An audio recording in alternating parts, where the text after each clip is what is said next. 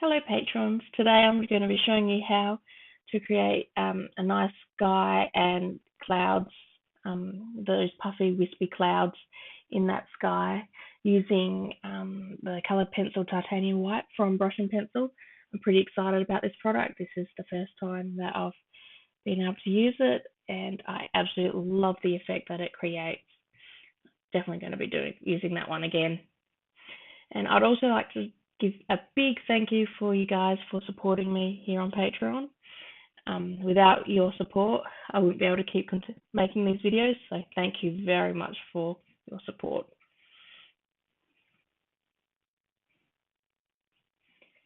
Now, to start off with the sky, what I've done is I've got the light phthalo blue, and I'm just doing a light layer across the whole sky, leaving the areas where the clouds are white.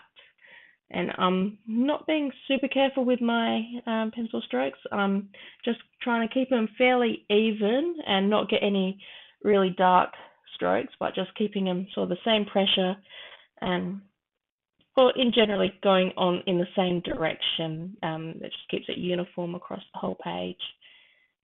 And just doing a nice light layer across that whole area.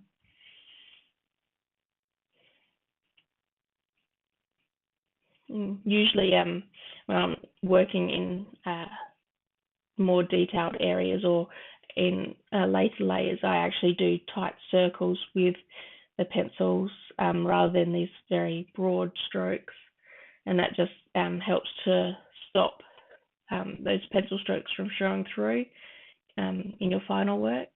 But at this sort of base layer, I find that it's okay to sort of get that those strokes down and be quite rough with them. I'm not really being very precise with them. And that it works okay for these sort of first layers. Once you get to later layers, you definitely have to be a lot more careful with how your pencil strokes go.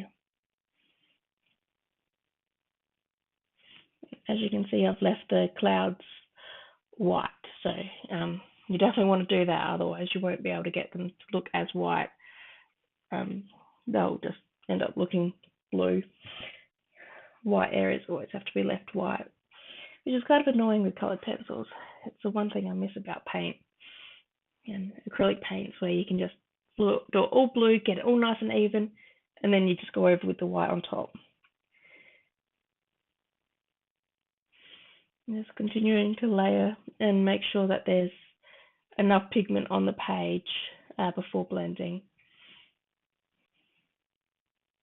Now, just before I did do a light layer of sky blue and then a second layer of the light phthalo blue. And now I'm going over with cobalt blue. And cobalt blue is a nice dark colour, and that really makes it a lot richer, especially at the top part of the sky. You always want your sky to be darkest at the top and lightest at the bottom. And that one is quite a nice blue for that. It's not too dark, because you don't want the sky too dark, because otherwise it'll start looking like it's nighttime or approaching nighttime, whereas this is definitely a daytime scene, so you didn't want it too dark, but you definitely need that extra darkness at the top. And just going over again with light phthalo blue. And at this point, I'm just trying to get enough pigment on the page so that when I do blend out, it blends all right. If you don't get enough pigment on the page, it makes it a lot harder to get the odorless solvent to work. Another layer of sky blue. As you can see, I do a lot of layers. I just keep layering and layering. And now I'm blending it out. I'm using quite a large brush. It's a size 8 filbert brush. And I'm using quite a lot of the solvent on the brush. Now, I use a particular one called Spectrum Solvent, Odourless Solvent, but other brands work just as well. I just use that particular one because it's easy to get where I live here in South Australia. I think in the States people recommend the Mona Lisa Odourless Solvent, and then in the UK I think it's Gamsol. I've tried Zest at Pencil Blend, and that works exactly the same as this one. So you use whatever you can get your hands on.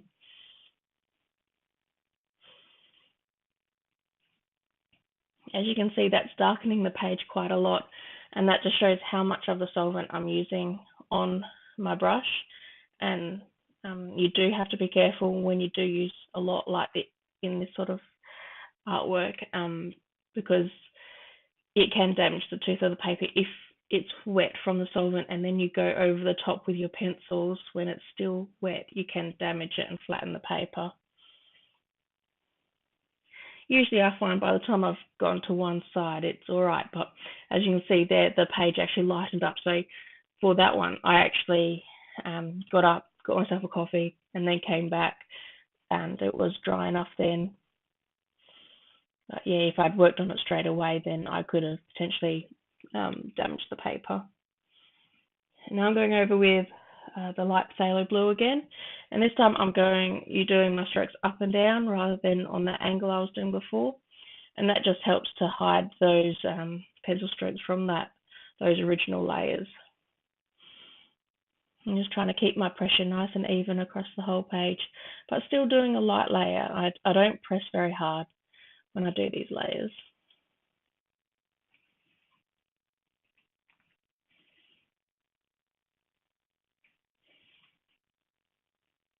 I don't stress about keeping the pencil sharp when I'm doing this sort of work either.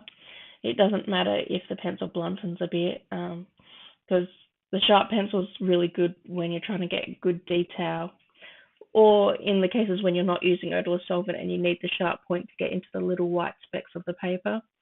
That's when you need the pencil sharp, but for my technique, I don't need it sharp, especially in these sorts of areas where I'm just trying to get an even coverage. I'm not trying to get firm marks or anything like that. But I do still rotate the pencil a fair amount. But one thing with colored pencils is when you do that very first stroke, after you've rotated it, or you just picked up the pencil and started, that first stroke tends to be darker than your other strokes. So always be aware of that when you do start it up, because sometimes that very first stroke, which is darker, can be harder to hide, even though you go over it with later layers. So you do want to work on getting your strokes quite even in the pressure that you use. Now that pencil is just cobalt blue. I'm just doing a nice even layer over the whole area, focusing mostly on that top strip.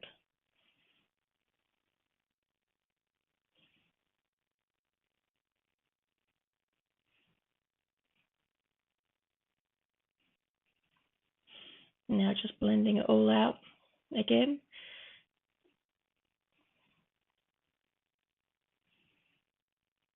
Now I'm still using quite a lot of the solvent on my brush, and this particular brush, because it's so large, it holds a lot more solvent than my other brushes, so that's something to bear in mind as well. That the type of brush that you have and that you use will actually impact on your work, because some brushes hold a lot more of the solvent than other brushes, and so then that makes it a lot more wet when you're working in that area. I use this one because it's good for large areas like this, so because it holds a lot, I can go further with it than I would otherwise.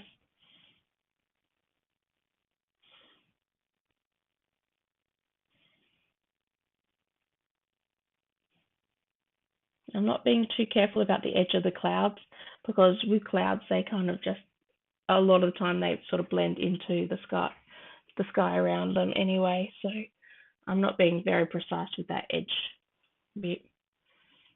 It doesn't bother me if they're a bit fuzzy. Now onto the clouds. I started with cold grey 1 and just sketching in lightly the darker area on that cloud, and then I'm using the sky blue and just adding a little bit of a blue touch to those shadowed areas. I find that if you just leave it straight grey, the clouds can look quite flat. By adding in the blue into those shadowed areas, it makes those shadows look nicer, and they sort of make the clouds sort of fit with the sky. I'm sure the clouds probably actually have a certain amount of reflection from the sky on them, which you might not notice when you're actually just looking at them, but it definitely looks better when you add a little bit of the blue into the clouds when you're drawing them. Now I was just using the light phthalo blue to define that top edge of the cloud a bit more instead of having it just a bit rough. I made tiny little bumps and stuff along the edge to define that spot a bit better.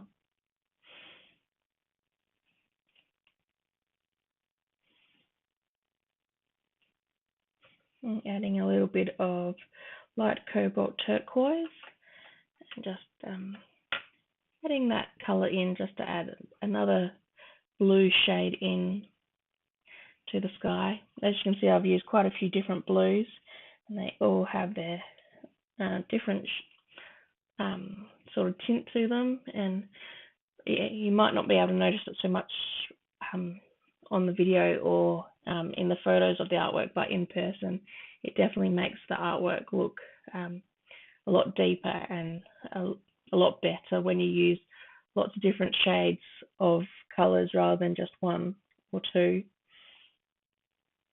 And just blended it all out then. I use quite a lot of solvent on the cloud area. I imagine it's quite a bit darker and it takes a bit to dry.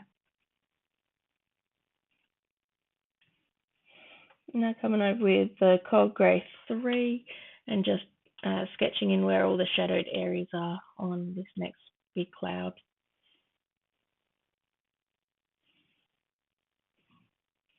When drawing clouds, pay attention to where you want the light areas and the shadowed areas, because generally the light areas will be sort of on the same edge of the cloud, and then it'll fade into shadowed areas. But it depends on where your light source is in your picture. So do pay attention if you're using a photo. You don't have to stick to the photo very carefully. This one doesn't look much like what the photo did, the reference photo I have, but it's more for paying attention to where the light areas on the clouds go. So to make sure that you've got the light source coming from the same direction.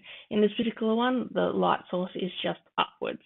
It's not in any particular way. Like sometimes you've got a light source that's coming from one side and you'll have the light hitting the clouds on one edge, and that'd be more like at a sunset type time. But for this particular one, the light source is just on the upper edge of this artwork. Now just gone over with the sky blue and now using the light phthalo blue, further defining that top edge of this cloud.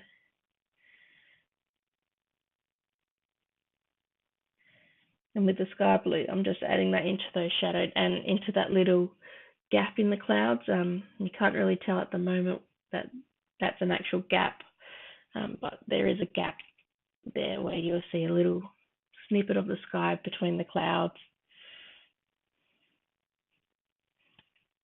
Just blending it out and using a lot of solvent on here. Because I haven't got a lot of pigment on the paper and I've left areas white, I find that it makes it a lot harder to try and blend it out. So I use a lot more solvent, and then you press a lot harder with the brush as well to try and get it to move the pigment around. Now I should have left that to dry a little bit longer than what I have, because you can still see the solvent that's got the paper a little bit wet. But I was just going over with the Cold Grey 1, and now again with the Cold Grey 3, just to now define those shadowed areas a bit more and darkening up that area there where it's quite dark in those clouds.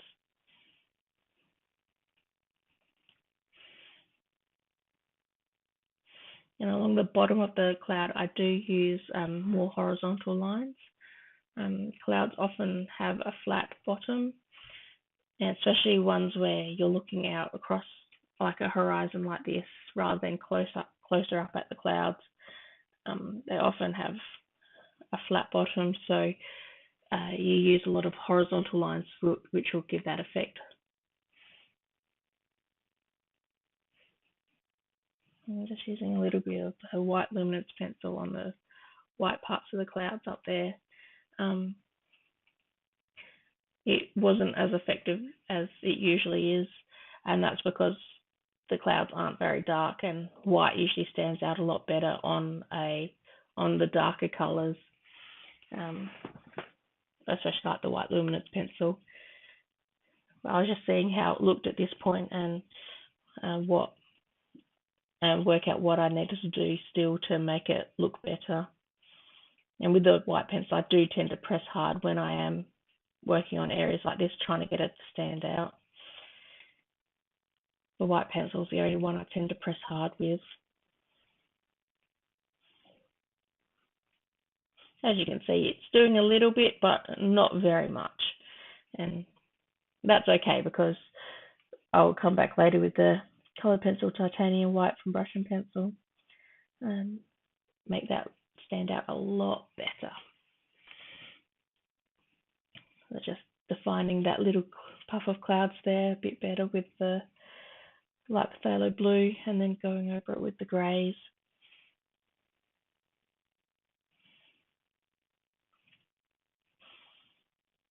Also using sky blue and then light cobalt turquoise, just adding in those different blues to that area of sky.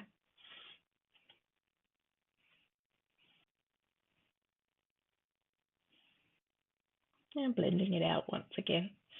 As you can see, I'm not being really careful with how I'm blending it, because for clouds it doesn't really matter if you smudge the colour everywhere, but if you wanted to keep one of those areas really, really white, you'd need to watch how you smudge the greys into that area, because otherwise it won't be as white and bright. But for these particular clouds, I wasn't too worried about that, so I kind of just smudged the colour everywhere when I did the blending with the odourless solvent. Just taking the light phthalo blue and adding just a little bit more definition in those clouds before blending once again.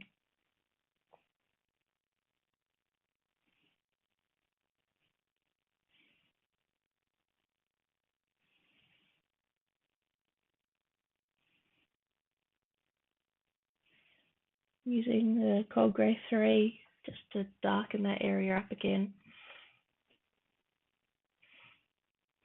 As with coloured pencils, I always find that it's better to start light and then just slowly darken it as you go, rather than going dark from the start, because it's hard to lighten it up, but you can always make it darker.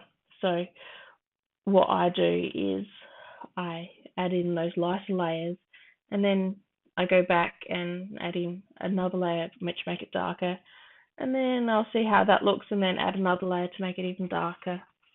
And I keep doing that until I get it to the state that I want it.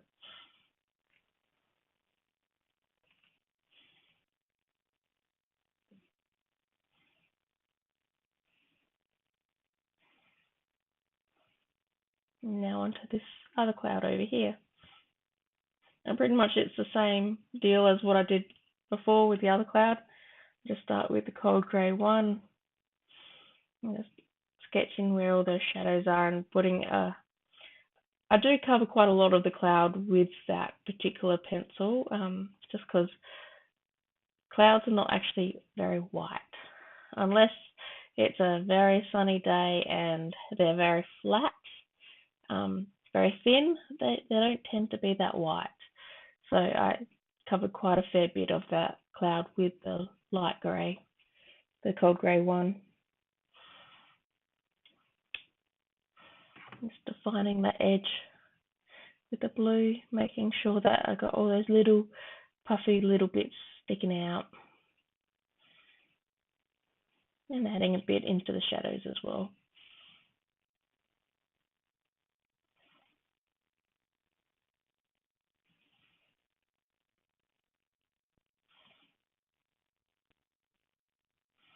And with that cloud on the right, I am not finished with that one yet. I'm just getting this one in, and I'm pretty much going to finish off all of the sky area and then come back with the titanium white to add in the white highlights to those clouds and see how that goes.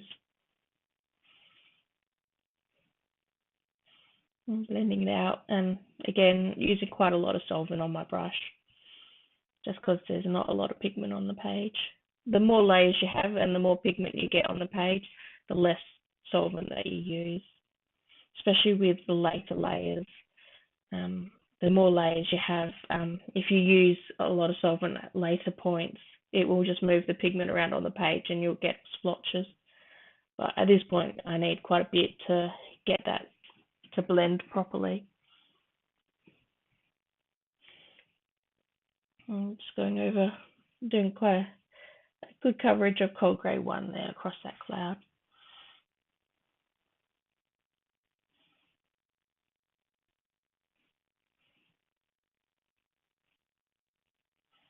I'm not really worried about my reference photo and trying to copy it exactly.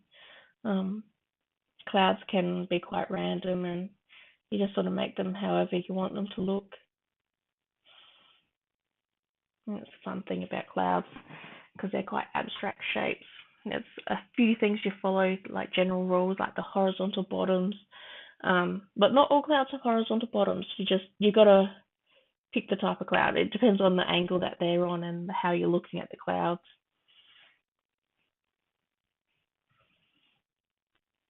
But yeah, they're quite interesting shapes. They're all quite random.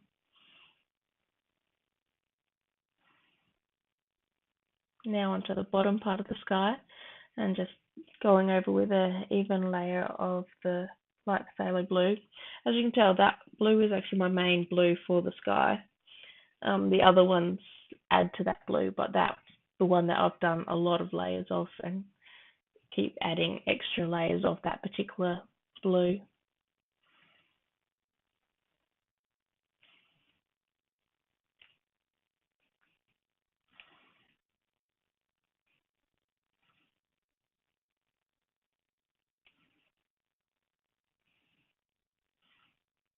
I just realised at that point that I was sketching in the edge of the hill in the wrong spot. Whoops. No biggie. It's easy to fix.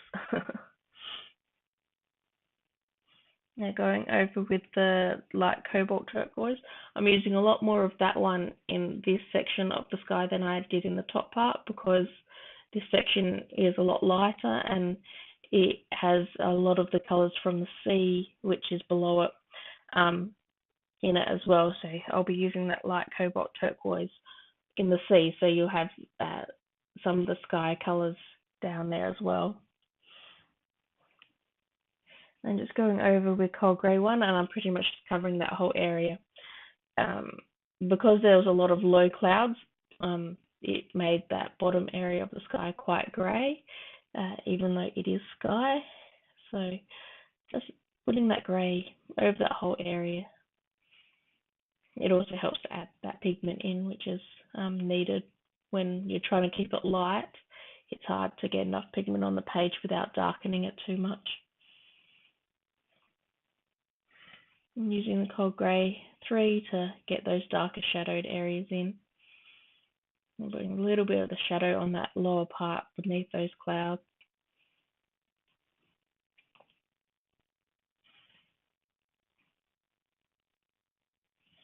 I'm just keeping my layers light and trying to do an even coverage of it. And that's pretty much my general rule with colour pencils. I always say light layers, even coverage, try and keep the pressure the same throughout. Otherwise you get areas which look darker, but yeah, you want to try and keep the pressure the same. I tend to do the same stuff. No matter what artwork I'm doing, I follow the same sort of rules with colour pencil, with how I use the pencils. I'm just blending it out, and this, I have a lot of solvent on the brush, a lot. So it's making the paper quite wet, which you can see, especially on that area where it just goes below a little bit into the sea. I've made a bit of a smudge.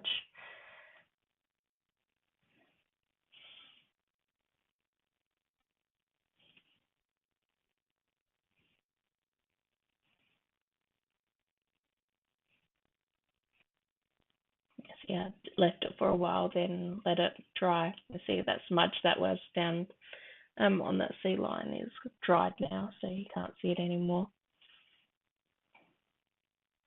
Now going over with the sky blue. I'm just trying to make the sky graduate down from that darker colour down to the lighter one, make it look even. I find that's one of the most challenging thing with the sky, is getting the graduation from one colour to the other to be even across the whole area.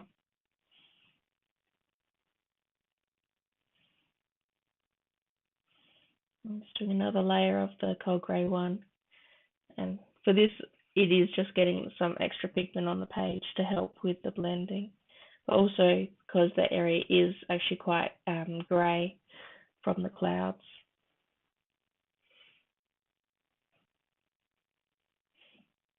And that one's the light cobalt turquoise. It's one of my favourite colours. It's such a beautiful one. Always makes me think of the sea when I do it. And this particular scene I'm doing is of a place called Rapid Bay, and it's one of my most favourite places in the world. I love it. It's near where I live. It's about an hour drive from where I live, and it's beautiful. It has one of the best dive sites, and because I'm a scuba diver, and I just love it. It has these beautiful creatures called leafy sea dragons, and they're the most stunning creatures ever. But yeah, it's definitely, if you ever come to South Australia and you're a diver, that's on your bucket list.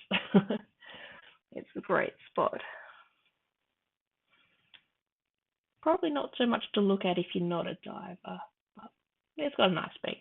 But there's better beaches, so it's got good fishing though, if you like fishing. But yes, definitely for diving, it's the best spot.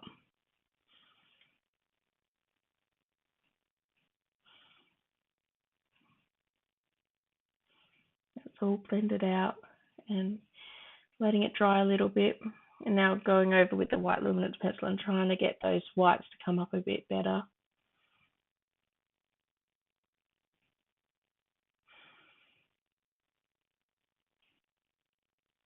Now, if I was to do this again, I'd probably just skip worrying about it with the white pencil.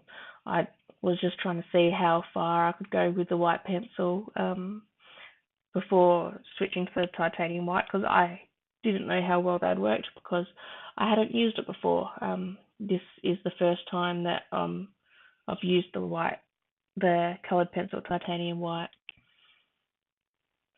So I wasn't sure how it would work out. So here I was doing my usual method of using the white luminance pencil. In future, I'll probably skip that bit for clouds. The titanium white will definitely do a better job. But at the same time, I'm sketching in where I want all the cloud lines to go and the edges. So yeah, it has its purpose of what I'm doing at the moment.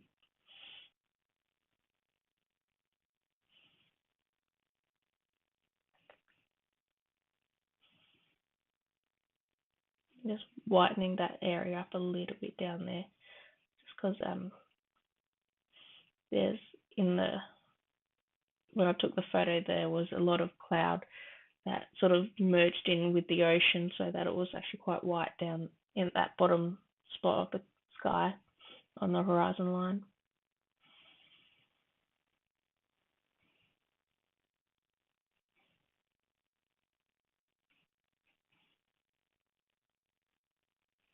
So if I didn't do the titanium white, that would be how my clouds would look. I'd be a little bit disappointed in that. I would have had to have been a lot more careful with leaving areas white if that was what I was going to do.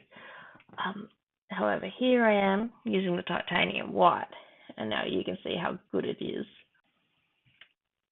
Now what I've done is I've gone a little bit of the titanium white, put it into a little container, and then mixed it with the touch-up texture, and not much of each. It goes quite a long way. So yeah, I've just done that, mixed it together to make a nice consistency so that it goes on the brush nicely, and then just brushing it on. The brush I'm using is a size 0 filbert brush.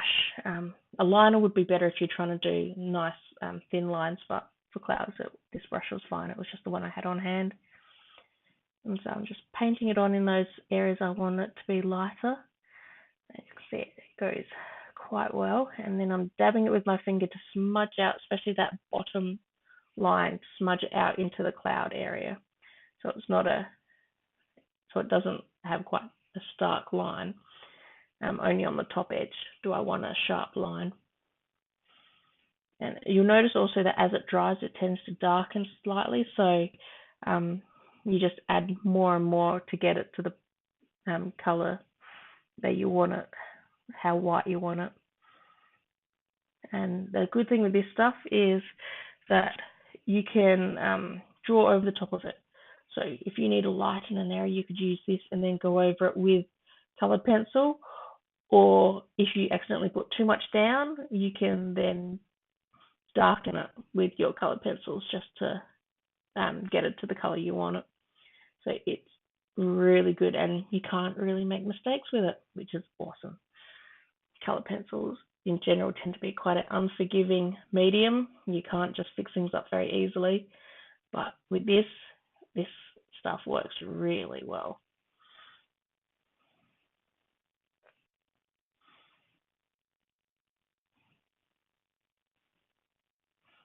So while I'm doing this, I'm pretty much just experimenting and seeing what effects I can get with these clouds. As this is the first time I've used it, I wasn't sure exactly how it would work. So I'm just sort of testing it out, making clouds everywhere pretty much. I'm loving how it works on this sort of wispy area up here in that top corner.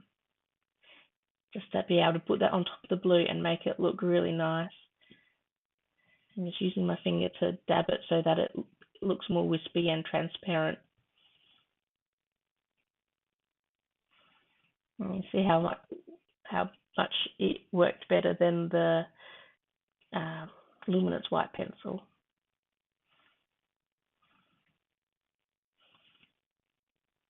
I can't wait to try this out on other artwork and also do some touch-ups on some of my older pieces, which it'll look so good. I can see a lot of uses for this particular product. Unfortunately, it's quite hard to get in Australia, which is why I've only just gotten my hands on it. It's very expensive to ship it out here. So I'm very happy to have it, but it's one of those products where it's like, oh, got to use it as carefully as possible because I don't want to waste any of it, because I don't know when I'll be able to get some more.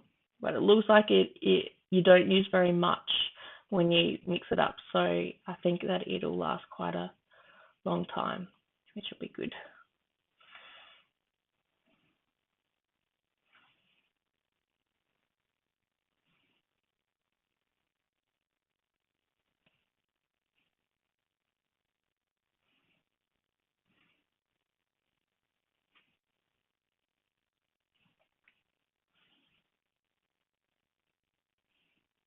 Now I just fixed up that shape of that cloud because while I'd drawn it similar to how it was in the photo, the shape didn't look right when I kept looking at it with the artwork, so it was too much like an L on top of the other cloud.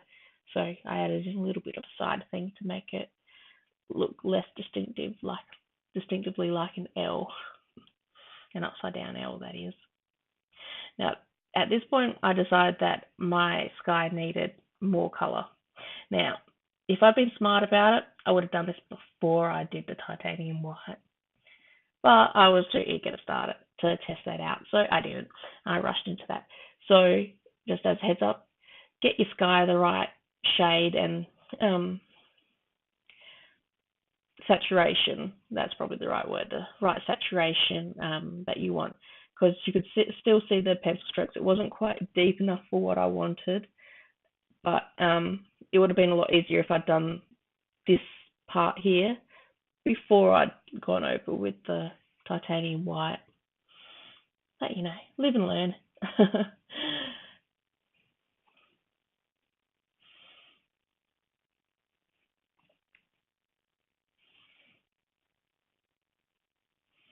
So pretty much what I'm doing is just making the saturation of the sky a little bit better, deeper, and then just adding in the different shades to get that saturation, and pressing a little bit harder than what I have in the previous layers, because I know these are going to be my final layers, so I'm not worried about flattening the page. I'm not pressing very hard, but just harder than what I usually do, just to get that bit more pigment on the page.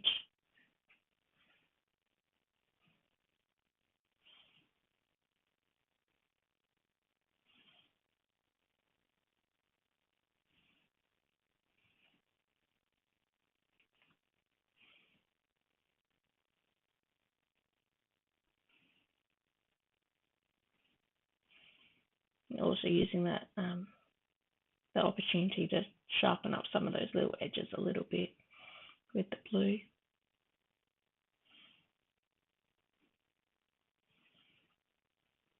Now that big cloud on the right was supposed to have a little blue patch where the sky shows through, but while I've added the blue, I haven't really made it very distinctive. I decided at this point that I didn't want it to be too distinctive. I thought it might look a bit strange. Sometimes things that are in photos don't actually translate well into artwork. So you always just keep that in mind when you are working out what you're doing. Sometimes things look fine in a photo because your brain automatically says, oh yeah, that's what's correct because it's a photo. But when you do it in artwork, it just doesn't look right. And that's what I found with that little bit of cloud, sky sticking through the cloud. So I just left it as more of just a hint of blue in the cloud. A little bit of a gap, but not a very distinct gap like the reference photo had.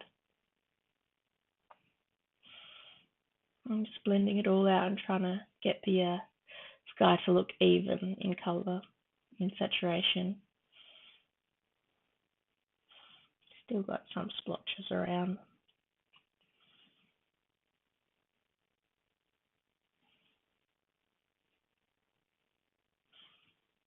I find getting the sky to be even and smooth is actually quite a lot harder than drawing fur and things like that.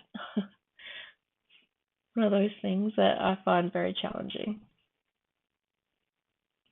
And there you go. That's how I created this cloudy sky using my Polychromos and my one white luminance pencil, along with the titanium white and touch-up texture. I hope you've enjoyed this tutorial, and thank you once again for supporting me on Patreon. I really appreciate your support. Thank you so much. I'll see you next time.